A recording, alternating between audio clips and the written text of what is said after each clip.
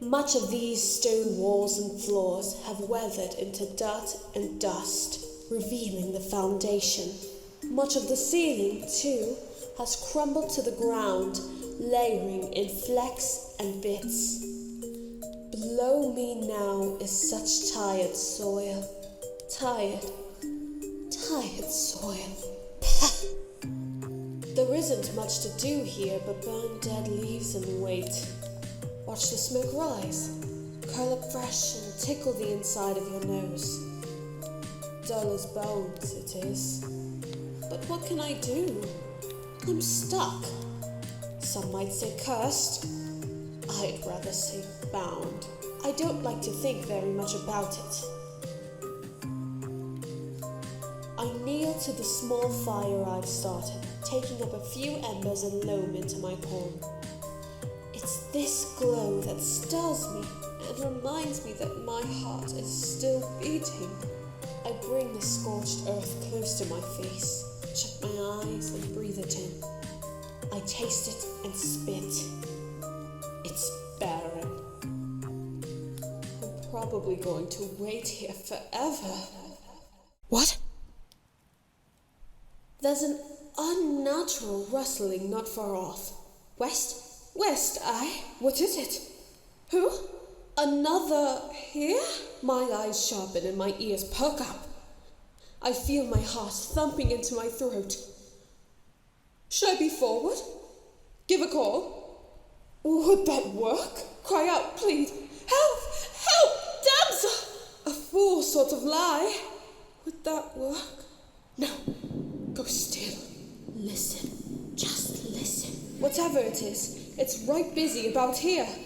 Noises tumbling rough from old doorways, chests wide open, shops and homes are explored.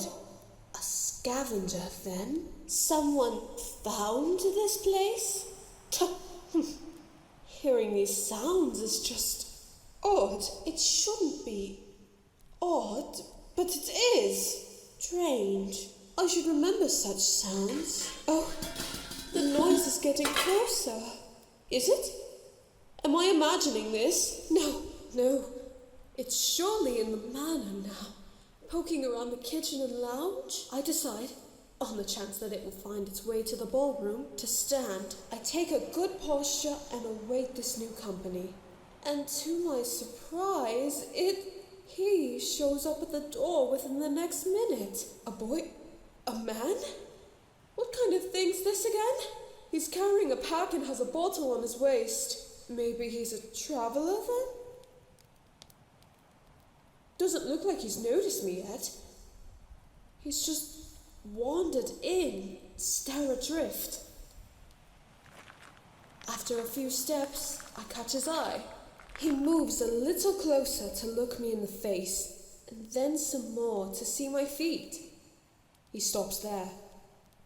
He's staring now, and doing nothing more. Come here! As if realizing something, he stiffens.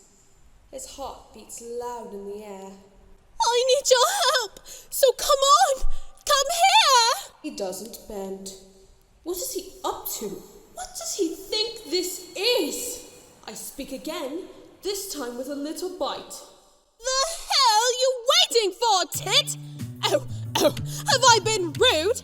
Have I been rude? Oh, well, you are cordially invited to move your dumb legs. For the first conversational words I've spoken in centuries, they could have been worse. He shakes with fear and stands back. A fiend? Slow, are you? What does it matter? What are you pissing your trousers for? Get over here!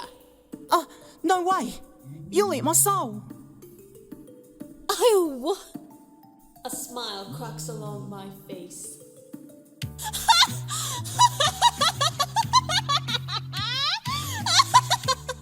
Your soul? Oh my. Oh my. Oh my. Oh my. When was it last that I laughed like this? I grin so brightly, watching, chuckling as he shrinks back a little and a little more. Hey, now, person, you're just perfect. A jester. Won't you lend an ear? For I eat your soul. Ah! At my laughter, he glares. Steeling himself, he answers me. You're not catching me, demon. Got that? I've read the stories. I'm tired, but I ain't stupid. Am I that famous? Mercy, I left a mark. You know what I mean. Hell, I really don't. Fiends, devils, demons, all of ya. I know how it is. And how is it? You roll foul, and you try to trick people. Trick you? Trick.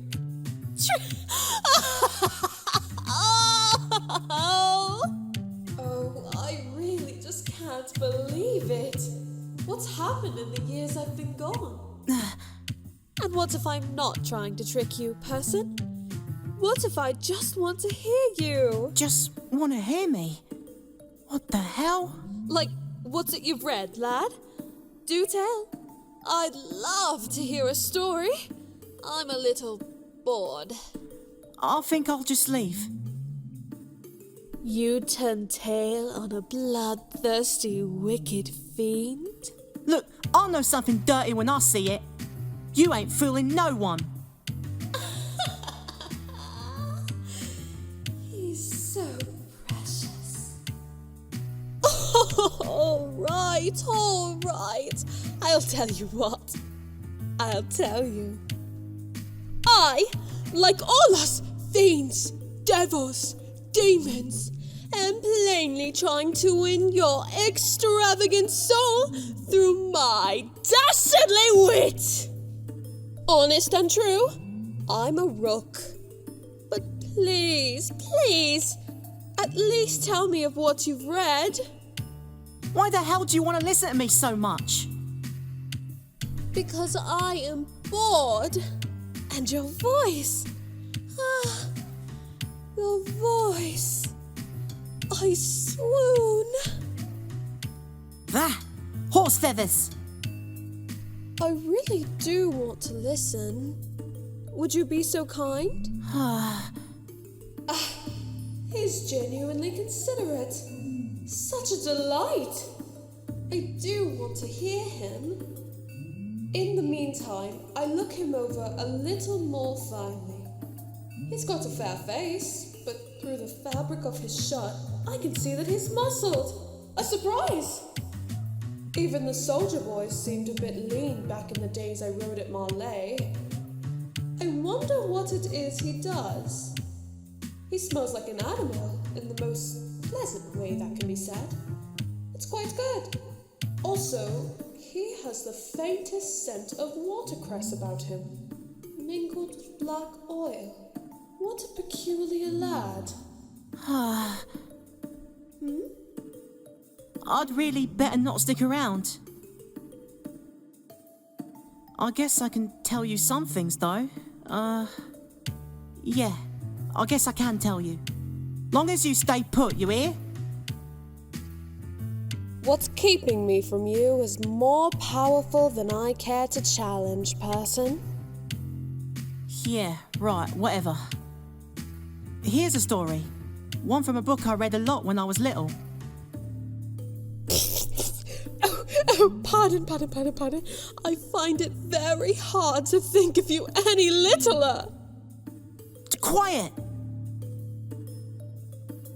There was a cobbler in Whiteacre who had nothing to eat. He was poorer than dirt, and he didn't have a girl, and it made him real sore.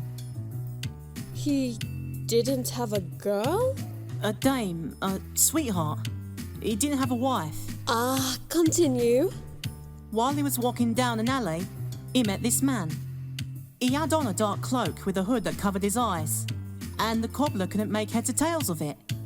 He stopped and asked the cloaked man if he'd like his shoes worked on. That's stupid. Why would he do that?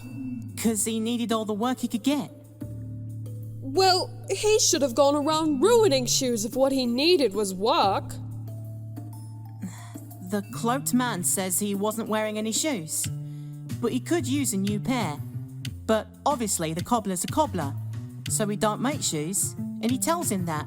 And the cloaked man says, actually, I could really use some new shoes. The cobbler looks at him weird and says he can get him if the guy's sick. And the cloaked man says, would you do that? I'd do something for you then. And the cobbler says, like what? And the cloaked man says, perhaps anything. He leans forward darkly as he says this. I smirk at the action.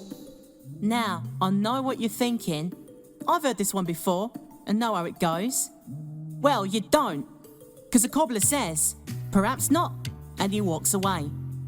How exciting. But here's the thing. While he's walking, he notices the alley's longer than usual. He doesn't think about it though, thinks he's just tired from work and keeps walking. But while he's walking, he sees another man in a cloak. He stops and asks if the man could use his shoes getting worked on, and the cloaked man says he doesn't have any shoes. The cobbler stops and looks at him and says he'd better get moving. The cloaked man says he could really use some new shoes. And while he's moving, you know, I nod. he keeps running into this man in a cloak, and he can't find the end of the alley. Actually, every time it takes longer and longer till he sees the man in the cloak. On the 8th time he runs into the man, he stops and asks, what's the game? And the cloaked man looks at him with yellow eyes, says he could really use some new shoes. For what? The cobbler says. I don't know, the cloaked man says. Perhaps anything. What do you want? The cobbler knows exactly what he wants, but fiends have yellow eyes, and he knows a fiend. Nonsense! I actually sighed hearing that. So what you're telling me, if this story's anything good to adhere to, is that I might have already trapped you. Dunno. I don't think you did. Why not? He shrugs. I don't think you did. I really must say, your manner of storytelling is queer. What? It's strange. Oh. I don't know, it's just very strange to my ears. I guess. How's your story end? The cobbler gets desperate and makes a pact with the fiend to get new shoes by the next day. The fiend will give him gold for him to do just that.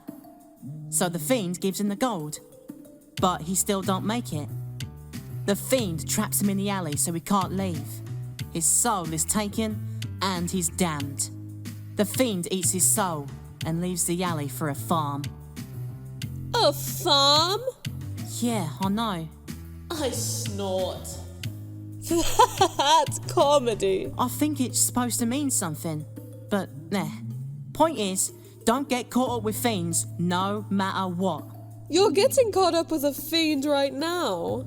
Well, you don't feel right. I what? He shakes his head. Nothing. I look at him and try to figure him out. Figure out his opinions and his story. In the time he's told it, he seems to have taken another idea of me. I'm not sure why that is either. I appreciate you telling me that story. Don't mention it. So opaque? You still wary of me?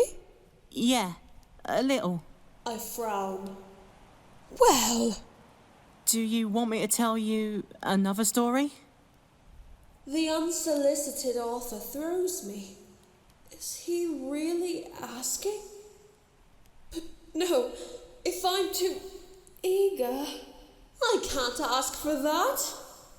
No. I pause. No, I'm fine. If you say so. I'm gonna go now. Go? Yeah. I have to go. So, I'm going. He begins to turn around. Please stay! Please! I won't take your soul, honest, I won't! And then, like an idiot, I move my hand out, reaching for him with singular wanting.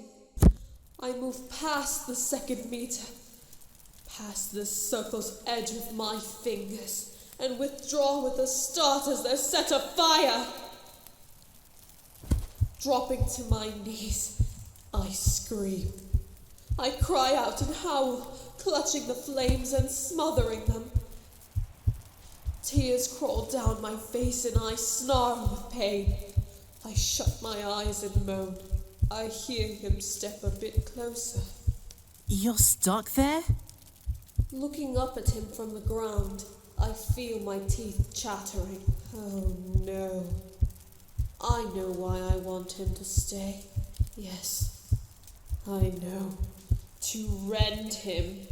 Because as if it wasn't so funny enough that vines sweat down from the walls and grass is born through stones so close, just outside this putrid circle.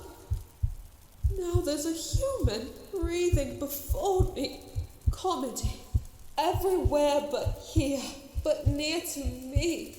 To my desolating blood, these years have damned me. Cut and clawed beneath my skin, scars invisible, but nevertheless blighting. I hate it.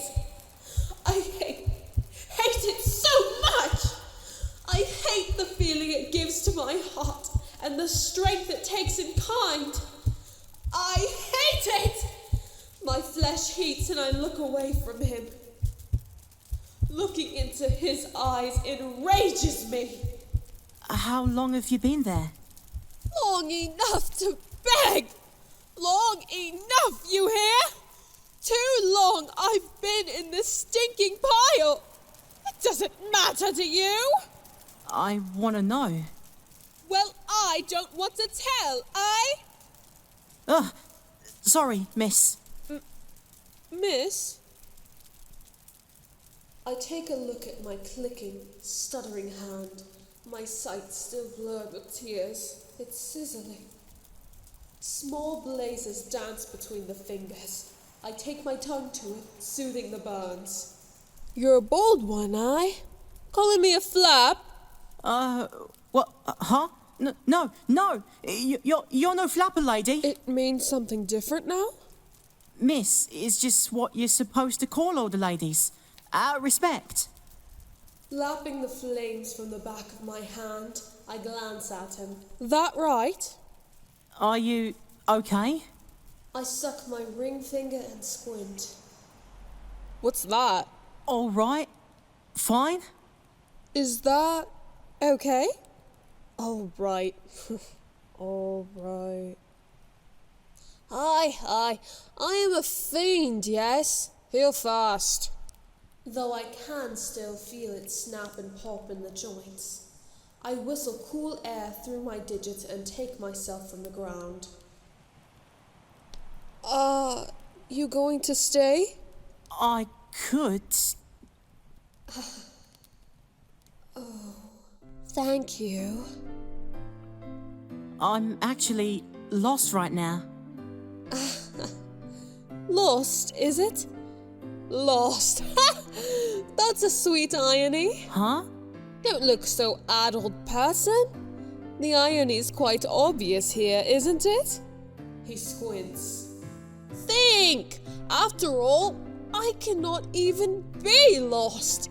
Forever and ever, I'll know where I am.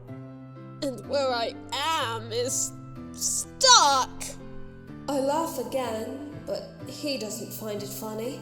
He doesn't seem to find it much of anything at all. I quit it, wiping away a figurative tear. Oh, I know this place so intimately it read in your face. He jerks and gives his head a shake. If you... If you know where this is, do you know where's Moor? So earnest. Don't know what Moor is. I know Moors. Moors? Aye! Moors! Moors, you follow? I don't know what those are. My! Ain't this a right dizzy jig we're dancing?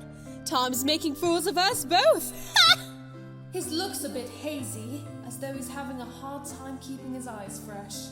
I turn my head silently. What's Moor, person? Where I was born, live. A town? A new town? City. Think it's been there for a while. That right. He doesn't speak, and I glance over just quickly enough to catch him at the end of nodding. Did you know? This place was a moor for a time. Miss, I don't know what is that? It is a dead place. A wet place. I too was born in a moor. Can't your stomach read a mood? Bleeding hell! I was about to tell a tale! Sorry. You're hungry, is it? Starving. Us fiends here, we only eat souls. And only for pleasure. Quit joking. Joking. Hey, you got any food? What are you blithering on about now? I look like I got food? I don't got any food, idiot! However, here. I thrust out my hands, just before the barrier, palms up. Give me the chestnuts in your pack. I smell them. He hesitates. Why? So I can gobble them up! What do you think?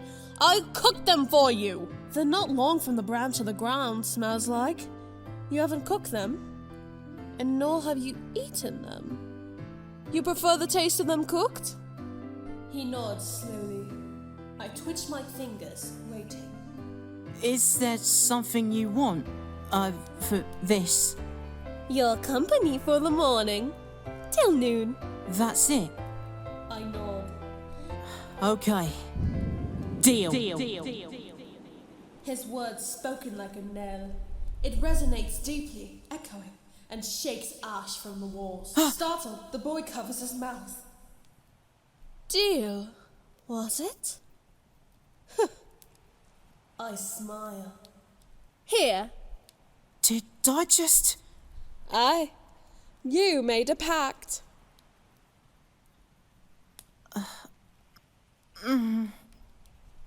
Shaking his head, he sighs. Wordlessly, carefully, he takes off his pack and opens it up. Withdrawing a bushel of nuts in 2 hands, he moves forward. I look down at him, still waiting, and, with steady movements, he brings his hands to mine. He holds my gaze, and I don't move at all. But I do think... Wait, couldn't I just... You know, quickly, just... My hands tense. But it ends with a thought. He drops the heap into my palms. My fingers curl around it. Again, I turn up my lips. Seeing this, he hops back. Give me a moment. I take all but one into my left hand, holding the last between my right thumb and forefinger. Opening my mouth, I bring it between my teeth and puncture it with one of my fangs.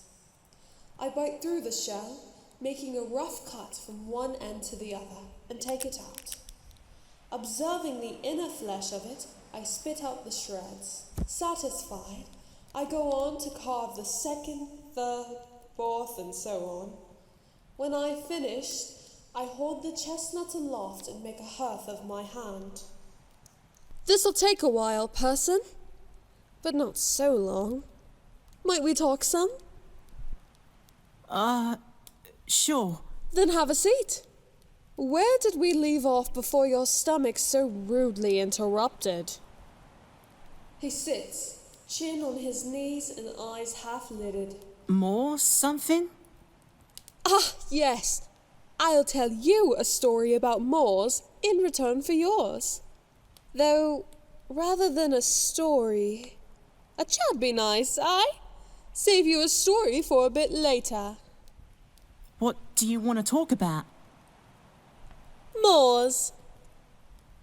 Oh, right. My Moor, eh? Mine.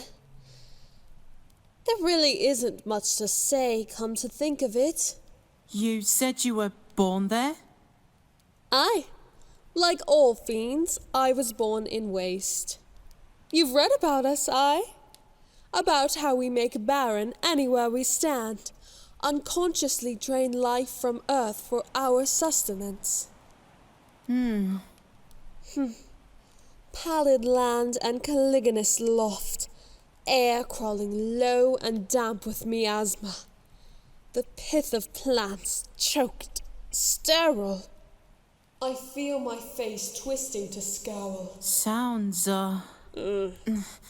It sounds hideous.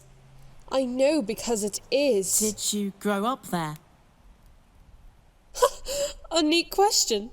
I did. Had a mother and a father. Always got me wondering, is this where I'll be when I get old? A bloody Moor? Ha! Guess not. You left it then. Left it for many places. What was it like growing up there? Tedious.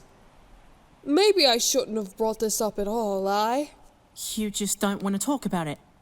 That's okay. No, it's not a matter of okay. There's just not much of anything to talk about. It's all very colourless. Huh. What's about yours? My what? Your Moor. Oh.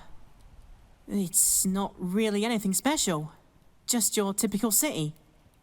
Typical to me is not the same to you. Well, it's big and loud. Streets are packed with folks. Lots of smoke and brick. My ma and pop run a farm there, 'cause they're crazy. Oh, is that where your scent's from? My scent? You smell like herbs and horses. It's quite adorable. You also smell like black oil, but I'm not sure where from. City's pretty modern. I have to lift canisters of oil from place to place every Wednesday.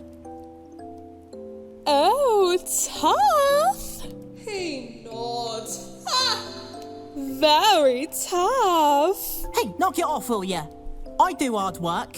He kind of slurs his sentence, but is nevertheless determined to appear strong. For your noble, strong efforts, I think it's time for your story. You ready? He shrugs. I clear my throat and loosen up my shoulders somewhat, poising my fire hand dramatically. Did you know that stars sometimes act as rain in the night sky? You mean like a meteor shower? Hush! I've heard of it, but never seen it. Well, I've heard of it and know it because I've seen it. Imagine this. Thousands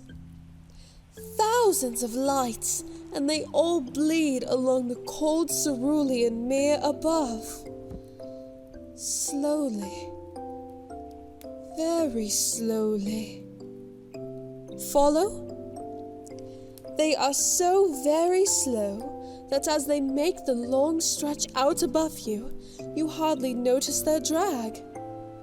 It is an impeccable slowness. Imagine it.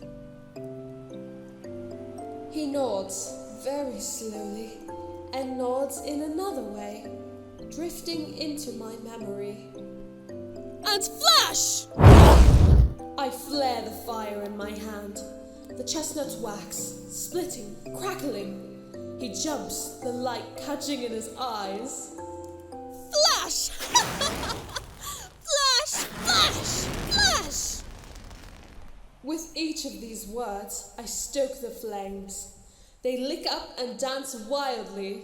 Each single, brilliant streak cuts through the light, independent and free.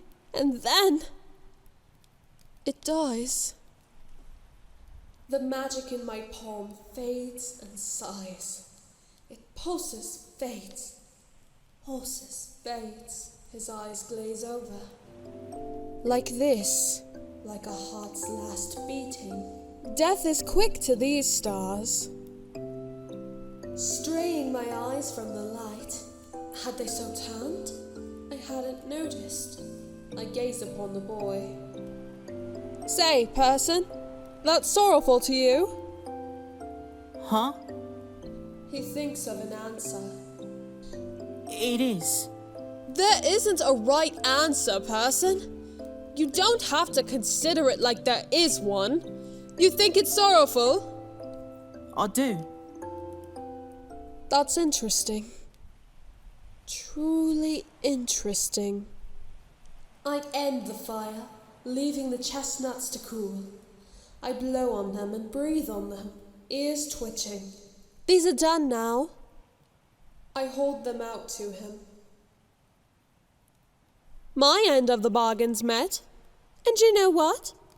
I'll do you a favor. I'll go ahead and roast the rest of your chestnuts in my fire here. I motion to the dead leaves. I'll do this for free. For no deal. All that's left now is for you to stay. Squinting, he waits a little, but soon enough crawls forward on his hands and calves, his pack in tow. He stops at the edge of the circle and takes the fruits from my hand. He looks at me, wearing a kind of ugly expression. What? Settling onto his rear, he keeps looking at me, but a bit less ugly. He seems to be wondering something. Eventually, he looks at the nuts in his hand instead, his face softening. He shells one and pops it into his mouth. His face flushes naturally. He chews a little. He pushes his pack into the circle with his foot, shifts back a few feet, and speaks. Which part of that was Dorimish? Well, look at that! You aren't entirely daft. I take up the bag from the ground, shake it a little. Doesn't smell like there's anything more than chestnuts in here.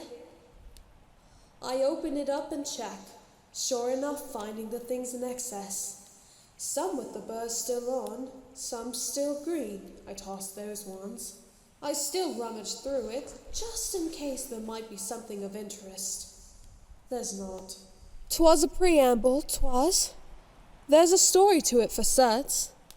I told you I've seen this. Blinking, he nods. With a hollow sound, I crack one of the chestnuts apart in my mouth. I grow the fire at my feet and drop it in there. No more flashy tricks now. As I reiterate these actions, I speak to the boy. I was not alone with those stars then. I was with another miss. Dropping another into the fire, I watch its fall. My eyes lose some of their color.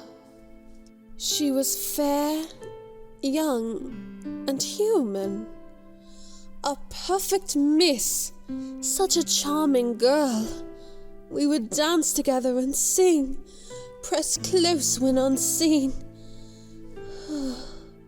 I was fascinated with her, I think, and so when she'd gotten melancholy, I brought her from town and to those stars. I had the ache in my knees, knew the eventide would be crying, and had figured the beauty of it would settle her. The boy constricts his brow, chewing somewhat sadly. Oh, not to worry, not to worry. It did. He swallows. I've never understood the custom of man. I've always been free-thinking and never bound to the thoughts of others. My actions that night... No, my actions altogether. None took kindly to it when she returned.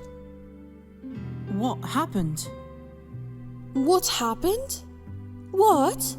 Well, after I took her back to town, she was plowed and beaten and beaten and beaten and plowed and beaten and beaten! Until she could not move or breathe.